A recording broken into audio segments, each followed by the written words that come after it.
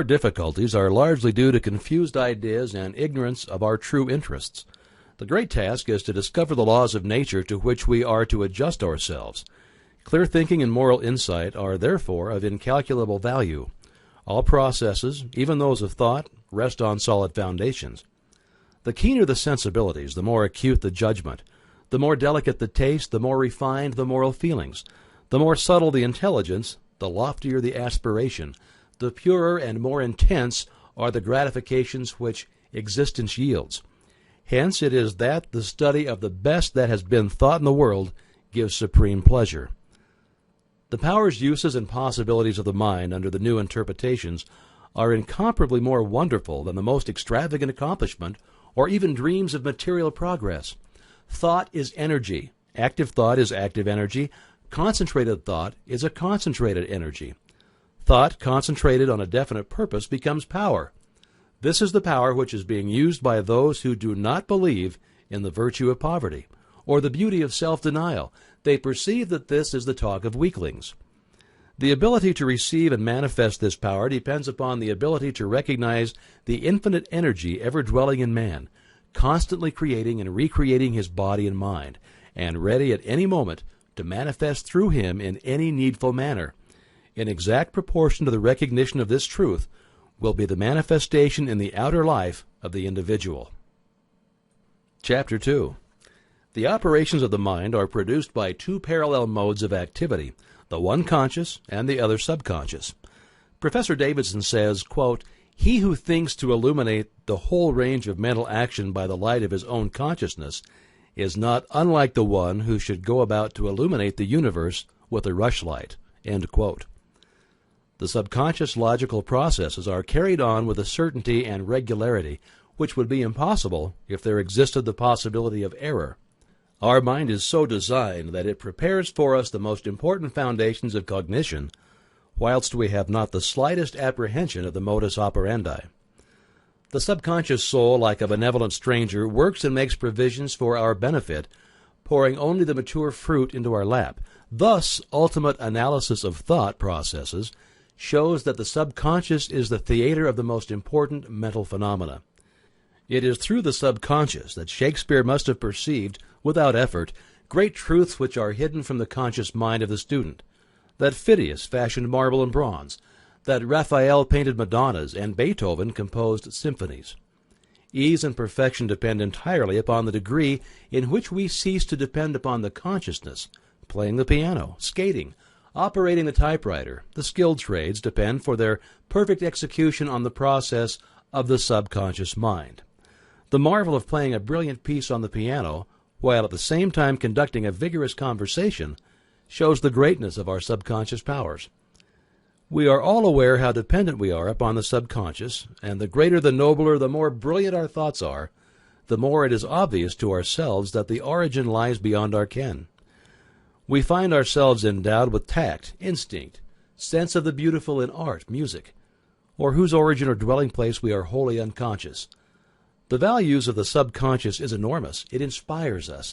It warns us. It furnishes us with names, facts, and scenes from the storehouse of memory. It directs our thoughts, tastes, and accomplishments, and our tasks so intricate that no conscious mind, even if it had the power, has the capacity for. We can walk at will. We can raise the arm whenever we choose to do so.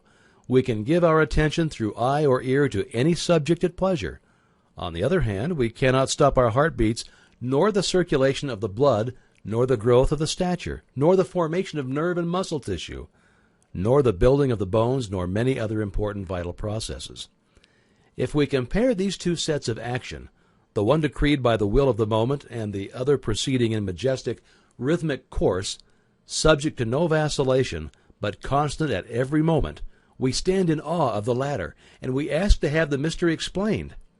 We see at once that these are the vital processes of our physical life, and we cannot avoid the inference that these all-important functions are designedly withdrawn from the domain of our outward will, with its variations and transitions, and placed under the direction of a permanent and dependable power within us.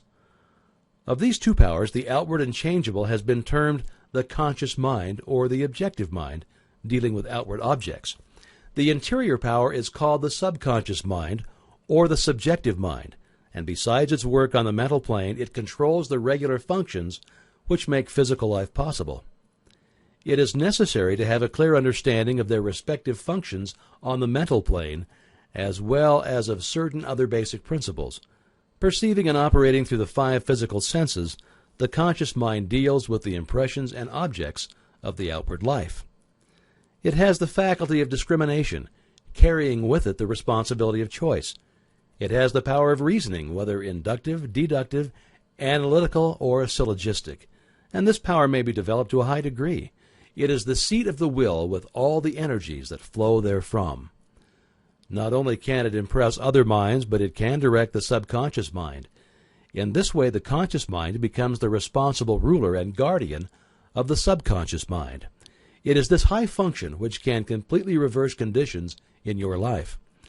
It is often true that conditions of fear, worry, poverty, disease, inharmony, and evils of all kinds dominate us by reason of false suggestions accepted by the unguarded subconscious mind. All this the trained conscious mind can entirely prevent by its vigilant, protective action. It may properly be called the watchman at the gate of the great subconscious domain. One writer has expressed the chief distinction between the 2 phases of mind thus, quote, "Conscious mind is reasoning will. Subconscious mind is instinctive desire, the result of past reasoning will." End quote. The subconscious mind draws just and accurate inferences from premises furnished from outside sources. Where the premise is true, the subconscious mind reaches a faultless conclusion. But where the premise or suggestion is an error, the whole structure falls. The subconscious mind does not engage in the process of proving. It relies upon the conscious mind, the watchman at the gate, to guard it from the mistaken impressions. Receiving any suggestion as true, the subconscious mind at once proceeds to act thereon in the whole domain of its tremendous field of work. The conscious mind can suggest either truth or error. If the latter, it is at the cost of wide-reaching peril to the whole being. The conscious mind ought to be on duty during every waking hour.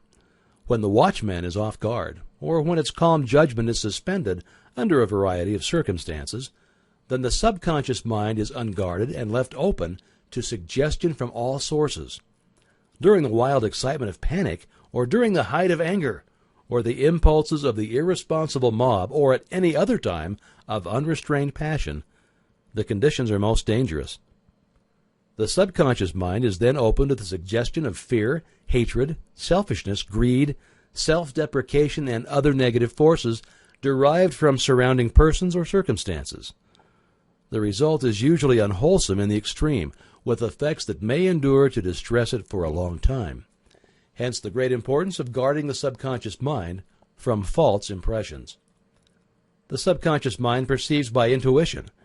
Hence its processes are rapid. It does not wait for the slow methods of conscious reasoning. In fact, it cannot employ them. The subconscious mind never sleeps, never rests, any more than does your heart or your blood. It has been found that by plainly stating to the subconscious mind certain specific things to be accomplished, forces are set in operation that lead to the result desired. Here, then, is a source of power which places us in touch with omnipotence. Herein is a deep principle which is well worth our most earnest study. The operation of this law is very interesting. Those who put it into operation find that when they go out to meet the person with whom they anticipate a difficult interview, something has been there before them and dissolved the supposed differences. Everything is changed. All is harmonious. They find that when some difficult business problem presents itself, they can afford to make delay, and something suggests the proper solution. Everything is properly arranged. In fact, those who have learned to trust the subconscious find that they have infinite resources at their command. The subconscious mind is the seat of our principles and our aspirations. It is the fount of our artistic and altruistic ideals. These instincts can only be overthrown by an elaborate and gradual process of undermining the innate principles. The subconscious mind cannot argue controversially. Hence, if it has accepted wrong suggestions, the sure method of overcoming them is by the use of a strong countersuggestion, frequently repeated, which the mind must accept, thus eventually forming new and healthy habits of thought and life. For the subconscious mind is the seat of habit. That which we do over and over becomes mechanical. It is no longer an act of judgment, but has worn its deep grooves into the subconscious mind. This is favorable for us if the habit be wholesome and right. If it be harmful and wrong, the remedy is to recognize the omnipotence of the subconscious mind and suggest present actual freedom. The subconscious, being creative and one with our divine source, will at once create the freedom suggested. To sum up, the normal functions of the subconscious on the physical side have to do with the regular and vital processes, with the preservation of life and the restoration of health, with the care of offspring, which includes an instinctive desire to preserve all life and improve the conditions generally. On the mental side, it's the storehouse of memory. It harbors the wonderful thought messengers who work unhampered by time or space. It is the fountain of the practical initiative and constructive forces of life. It is the seat of habit. On the spiritual side, it is the source of ideals, of aspiration, of the imagination, and is the channel through which we recognize our divine source, and in proportion as we recognize this divinity, do we come into an understanding of the source of power. Someone may ask, how can the subconscious change conditions? The reply is, because the subconscious is a part of the universal mind, and a part must be the same in kind and quality as the whole. The only difference is one of degree.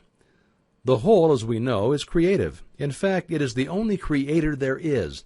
Consequently, we find that mind is creative, and as thought is the only activity which the mind possesses, thought must necessarily be creative also. But we shall find that there is a vast difference between simply thinking and directing our thoughts consciously, systematically, and constructively. When we do this, we place our mind in harmony with the universal mind. We come in tune with the infinite. We set in operation the mightiest force in existence, the creative power of the universal mind. This, as in everything else, is governed by natural law, and this law is the law of attraction, which is that mind is creative and will automatically correlate with its object and bring it into manifestation. Now, last time I gave you an exercise for the purpose of securing control of the physical body. If you've accomplished this, you are ready to advance. This time you'll begin to control your thought. Always take the same room, the same chair, and the same position, if possible. In some cases it is not convenient to take the same room. In this case, simply make the best use of such conditions as may be available. Now be perfectly still as before, but inhibit all thought. This will give you control over all thoughts of care, worry, and fear, and will enable you to entertain only the kind of thoughts that you desire. Continue this exercise until you gain complete mastery. You'll not be able to do this for more than a few moments at a time, but the exercise is valuable because it will be a very practical demonstration of the great number of thoughts which are constantly trying to gain access into your mental world. Next time you'll receive instructions for an exercise which may be a little more interesting, but it is necessary that you master this one first.